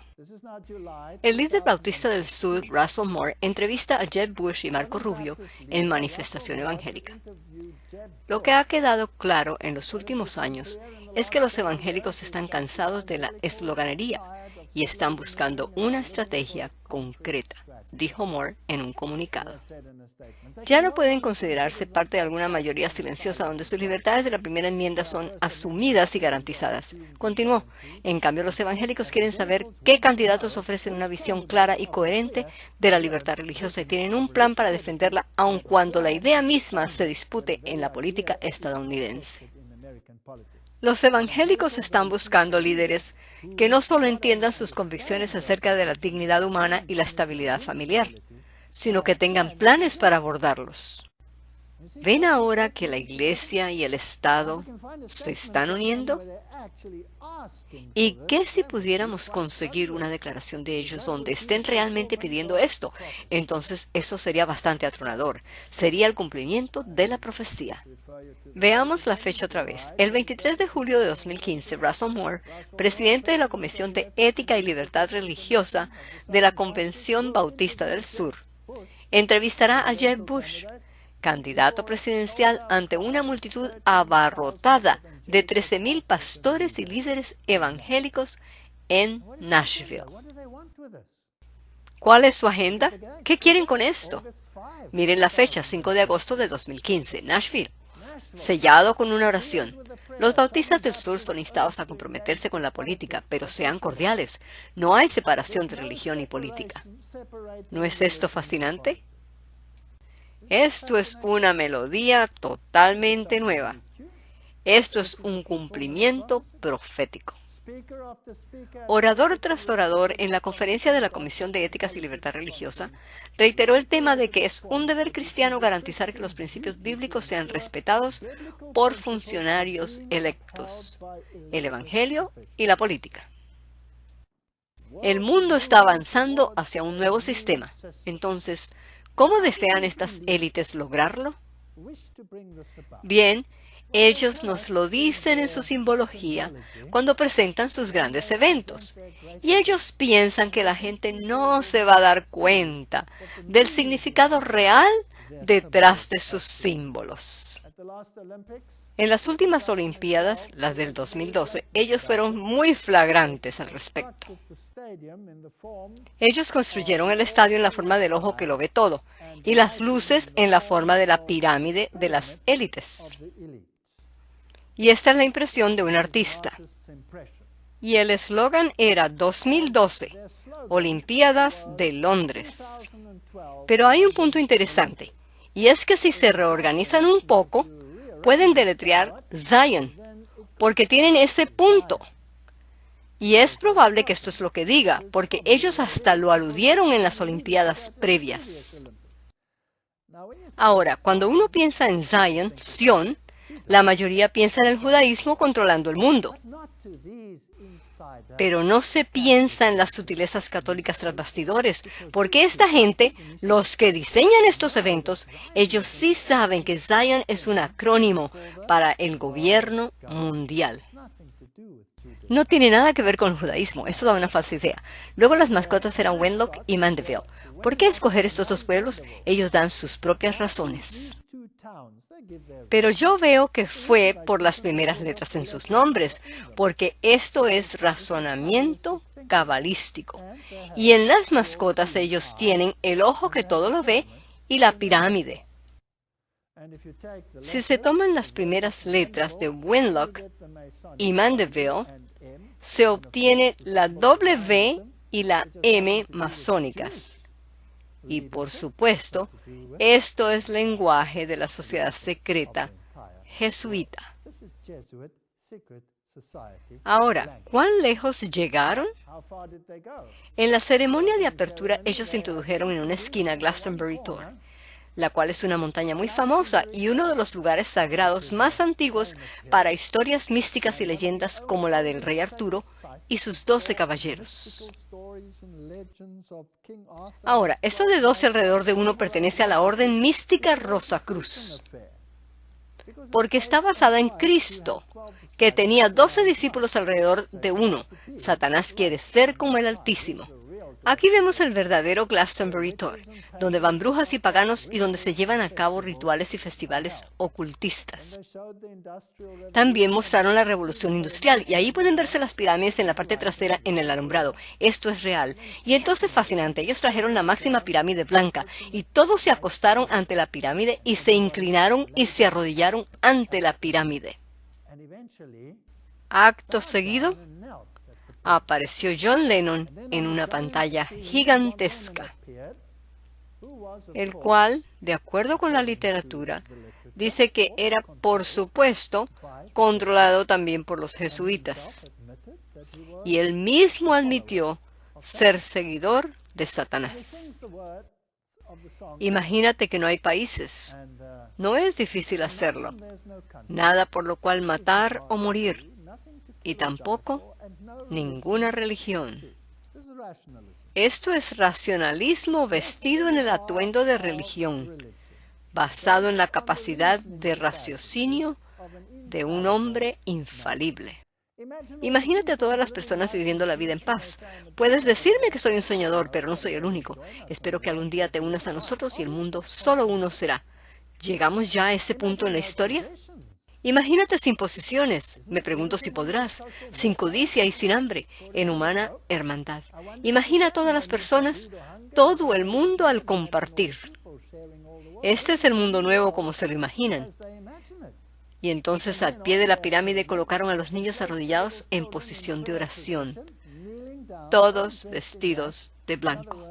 En otras palabras, vestidos con su propia justicia, y detrás de ellos se puede ver esa esfera en llamas. Y es interesante, ellos siempre planifican sus eventos de acuerdo a sus calendarios astrológicos y astronómicos. Y en el gran puente de la Torre de Londres colocaron los aros olímpicos, 5 aros, representando, por supuesto, las Naciones Unidas. Pero ellas solo estarán unidas cuando la piedra angular de la pirámide caiga, la cual es el ojo que todo lo ve, el ojo de Lucifer. Ahora, si la pirámide está colocada con el lado correcto hacia arriba, entonces es masculina. Si está con la cúspide hacia abajo, entonces es femenina. Y no importa si es lo uno o lo otro, porque el yin-yang es ambos. Pero si está con la cúspide hacia arriba, entonces el sol es el emblema masculino. Y si está con la cúspide hacia abajo, es la luna la que representa el lado femenino. Así que la luna salió. Y por supuesto, era una luna llena. Y completó la foto. Lo que significa que Isis o Lucifer va a gobernar las Naciones Unidas. Entonces trajeron el pulpo. El pulpo es un símbolo, octo, oculto. Y con sus 8 tentáculos, él une todas las cosas. Ahí también se ve algo de numerología. El 8 es también un número asociado con Cristo y con el anticristo. Pero no vamos a hablar de eso. Y de repente apareció el Fénix, el cual se levantó por sobre las llamas representando las naciones. Pero hay más en eso. En realidad, las naciones son devoradas por las llamas porque Él se levanta de las cenizas del viejo orden para establecer el nuevo orden. Interesante. ¿Y qué pasó después? Bien, la bailarina Darcy Basel hizo una entrada llamativa con bailarinas y ella bajó sobre el Fénix directamente en el estadio, con bailarines del ballet real. Luego cantaron la canción Espíritu de la Llama, compuesta por David Arnold. Entonces un grupo vestido de negro que se llama Toma Eso, con el Fénix aún allí, cantaron Gobierna el Mundo. Se están volviendo bastante descarados. Están estableciendo su reino. Si van a las Naciones Unidas, verán un mural situado sobre la pared central. Representa a un fénix, el cual se eleva de entre un mundo en cenizas. Este es el mural. Se encuentra dentro de la Cámara del Concilio de Seguridad de las Naciones Unidas en Nueva York. ¿Por qué está el mundo tan agitado? ¿Por qué tenemos tanto problema en el mundo? Y solo para ponerlos más allá de cualquier sombra de duda. El plan de Dios es unir a toda la humanidad.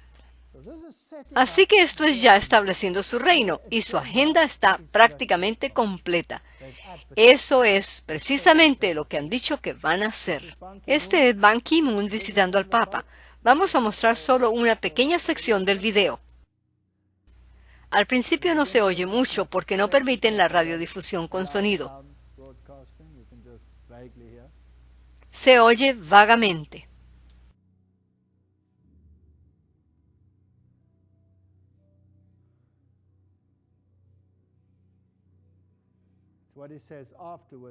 Es lo que dice después de todo lo que será interesante.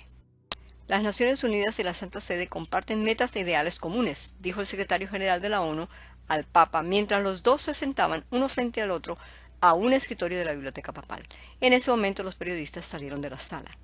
Acabo de salir del Vaticano. Me sentí muy honrado de tener una audiencia tan temprano en su mandato. Le dije a su santidad que su elección del nombre en honor a San Francisco de Asís era un mensaje poderoso para los numerosos objetivos y principios compartidos por las Naciones Unidas. Tuve el honor de conocer al Papa Francisco cuando cumplimos 1000 días para la fecha límite de los Objetivos de Desarrollo del Milenio en curso. Interesante, entonces desde que él fue inaugurado hasta ese día, ya iban 1000 días de la meta para el fin del milenio. Uno de ellos, acabar con la pobreza en el 2015. Esta es la página web de la ONU. Ellos piensan para el 2015, yo pienso que es más o menos ahora, erradicar la pobreza extrema y el hambre. Eso es un objetivo y una misión bastante grande. Lograr educación primaria universal, promover equidad de género y empoderar a las mujeres. Están cerca de la marca. Reducir la mortalidad infantil, combatir el SIDA, malaria y otras enfermedades. Garantizar la sostenibilidad del medio ambiente, formar una asociación global para el desarrollo. Hay dos formas de erradicar la pobreza en poco tiempo. La primera es tratar de quitarle todo a los ricos y dárselo a los pobres. Y los ricos no tendrán nada y los pobres tendrán sopa durante 3 días. Y luego todos serán igualmente pobres. La otra forma es exterminar al pobre y al ignorante. Ahora, esto parece bastante radical, pero si hacemos una pequeña búsqueda, encontraremos que los aristócratas, me refiero a los reyes y a los príncipes de este mundo, sea allí en Inglaterra u otros lugares, los asesores de los presidentes de los Estados Unidos y los grandes mongoles del dinero, todos han hecho declaraciones sorprendentes sobre lo maravilloso que sería si pudiéramos erradicar el 90 al 95% de la humanidad para resolver los problemas de este mundo. Y las piedras guía de Georgia son fascinantes cuando se trata de esta teología. Ahora, aquí están. Estas piedras fueron colocadas por un grupo elitista muy secretamente. Nadie debía saber en realidad de qué se trata. Y allí dice, las piedras guía de Georgia, grupo central erigido el 22 de marzo de 1918, y está escrito en griego clásico cuneiforme babilónico, jeroglíficos egipcios, etc. Que estas piedras sean la guía para una era de la razón. Perdonen, ¿no nos da esto una campanada después de lo que hemos visto en esta conferencia? Oh, el otro idioma es sánscrito. Que estas piedras guía conduzcan a una edad de razón. ¿Podría darnos unos pocos detalles más? Bueno, nos dicen quiénes son los patrocinadores y las personas que las erigieron. Ahora, esta es una estructura masónica, la cual fue construida con precisión astronómica y a través de ciertos agujeros entra el sol como en equinoccios particulares, etcétera, etcétera. El nombre del autor es un seudónimo, Eres de Christian, y los patrocinadores un pequeño grupo de estadounidenses que buscan la edad de la razón. Esto es interesante porque Carol Quigley dijo que el mundo está gobernado por un pequeño grupo de personas que son extremadamente poderosas, del cual él es un miembro. Esos son los jesuitas. Y vemos que los jesuitas están interesados en crear un entorno basado en la razón y que los papas se apoyan en la razón. Hay una cápsula del tiempo al pie de ella. Si miramos este interesante seudónimo, ¿qué podría representar Eres de Christian? ¿Qué tal el cristianismo católico romano gobernará el mundo? Así que aquí están las piedras guía. Y es interesante que la primera sugerencia es mantener la humanidad por debajo de 500 millones en equilibrio perpetuo con la naturaleza. Entonces debe haber un plan para erradicar unos 7.000 millones de personas de la faz de la Tierra. Ahora, yo no soy un traficante de miedo. La Biblia me dice que habrá un tiempo de angustia cual nunca fue visto desde el principio de los tiempos, justo antes de que venga Cristo. Entonces sí habrá confusión y sí habrá desastres, pero la Biblia también dice que caerán a tu lado 1,000 y 10,000 a tu diestra, mas a ti no llegará. La Biblia también dice que su pan y sus aguas les serán seguros. Así que aquí está una pregunta de fe. ¿Crees en la Biblia o crees en esta gente? Apocalipsis 19, 11 y 12. Entonces vi el cielo abierto y aquí un caballo blanco, y el que lo montaba se llamaba Fiel y Verdadero, y con justicia juzga y pelea. Sus ojos eran como llama de fuego, y había en su cabeza muchas diademas, y tenía un nombre escrito que ninguno conocía sino él mismo. Apocalipsis 19, 13 al 15. Y estaba vestido de una ropa teñida en sangre, y su nombre es el Verbo de Dios. Y los ejércitos celestiales vestidos de lino finísimo, blanco y limpio le seguían en caballos blancos. De su boca sale una espada aguda para herir con ella a las naciones, y él las regirá con vara de hierro, y él pisa el lagar del vino del furor de la ira del Dios Todopoderoso. Esta es la promesa del retorno de Jesucristo. Daniel la pone de esta manera. Daniel 2:34. Estabas mirando, él le dijo a Nabucodonosor, hasta que una piedra fue cortada. Cristo es la piedra, no con mano, sin ninguna intervención humana, e hirió la imagen en sus pies de hierro y de barro cocido, y la desmenuzó. Entonces, cuando se establece este reino de ellos y creen que tienen todo bajo control, cuando Satanás está tratando de eliminar los últimos vestigios de estos fundamentalistas oscuros que ponen su fe en la palabra de Dios, la Santa Biblia dice en Daniel 2:35, entonces fueron desmenuzados también el hierro, el barro cocido, el bronce, la plata y el oro, y fueron como tamo de las eras del verano, y se los llevó el viento, sin que de ellos quedara rastro alguno. Mas la piedra que hirió a la imagen fue hecha un gran monte que llenó toda la tierra. Bien, esta es una profecía fascinante, porque aquí dice que cuando la piedra da el golpe, el hierro, la arcilla, el bronce, la plata y el oro fueron aplastados y destruidos. Ahora, los metales aquí representan los reinos. Entonces, obviamente, el oro era Babilonia, y la plata era Medo-Persia, y el bronce era Grecia. Y el hierro y el barro era la actividad de la Iglesia y el Estado del catolicismo romano gobernando el mundo. ¿Notan aquí el orden inverso al de Daniel 2, 32 y 33? Entonces, ¿en qué parte es golpeada la estatua? En el hierro y la arcilla. Esto significa que golpea los pies, golpea los 10 dedos, los 10 cuernos de la primera bestia de Apocalipsis 13. Pero la primera bestia de Apocalipsis capítulo 13 es la única entidad en la Biblia que tiene todos los elementos. De Babilonia, la cabeza del león. Medo-Persia, los pies del oso. Grecia, la filosofía griega. La mayor parte del cuerpo, tal como vimos esta noche. Y la estructura gubernamental, los 10 cuernos con los que gobierna. Entonces, solo en el sistema católico romano, la primera bestia de Apocalipsis capítulo 13, se encuentran todos estos componentes hoy. No hay otra estructura que califique. Entonces el reino que será destruido es el reino que Roma establecerá bajo el papado.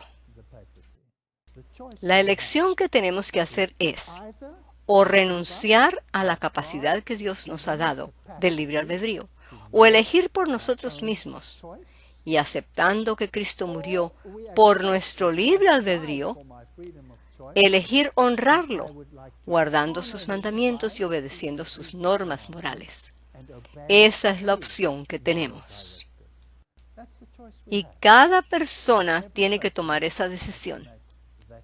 Que Dios les bendiga al elegir entre las 3 mentiras de la serpiente o la verdad de las Escrituras.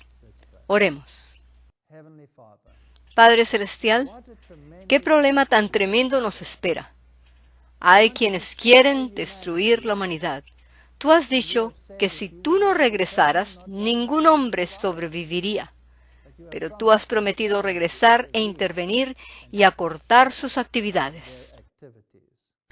Ayúdanos a tomar las decisiones correctas para que si nos toca atravesar este horno de fuego, podamos tener al Hijo de Dios con nosotros.